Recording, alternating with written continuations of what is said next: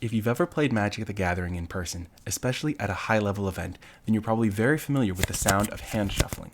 But it's not merely a show of dexterity, and it's not merely a way to make a fun noise with your cards. It actually has a strategic impact on the game, and in today's video, I'm going to be telling you what that strategic impact is so you can start implementing hand shuffling into your own gameplay. Now, the reason you want to hand shuffle your cards is so that you don't reveal what you drew for the turn, which is actually incredibly important information in a game of Magic the Gathering. For example, imagine that your opponent is playing around a counterspell. On their turn, they spend their mana on a spell that they don't really care about to try and bait out that counterspell, and I do nothing with my cards. They now have a reasonable expectation that I do not have a counterspell in my hand. However, I could draw one for my turn. This very card could be a counterspell, but if I immediately just turn it over and play it as my land for the turn, they know that nothing new was added to my hand, to my resources, to my potential cards. If instead I draw this same island, shuffle my cards a little bit, it's now very hard to tell where that island is. Kudos if you're watching this video very closely, maybe in slow-mo, and you can call out where the island actually is.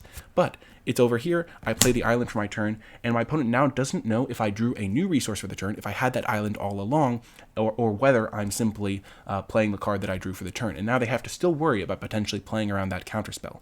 It applies to all sorts of things, though. Removal spells, burn spells, especially if you've got your opponent in burn range, maybe they're playing around a lightning bolt effect, and they know that you don't currently have it in your hand. If you merely draw your card for the turn, reveal that it's a land, they now still don't have to play around that burn effect. And it's really, really important that you disguise that information whenever possible, especially if you only have like one card in hand, and they're reasonably certain that you're just holding a land in hand to maybe protect from discard effects or just to bluff a little bit. You've got this land in your hand, you draw your card for the turn, you immediately play that it's a land, they now still know that you have a land in your hand. Whereas if you draw, shuffle your cards a little bit, even with only two cards, it's pretty hard for them to keep track of which one's which. You then play a land from your hand, and they now don't know whether this is the new card that you drew, a new potential resource, a new potential counterspell, burn spell, removal spell, whatever. They now don't know what this card is, whereas before they were pretty sure that was a land, and they knew that the card that you had drawn was a land, so they knew that the coast was clear.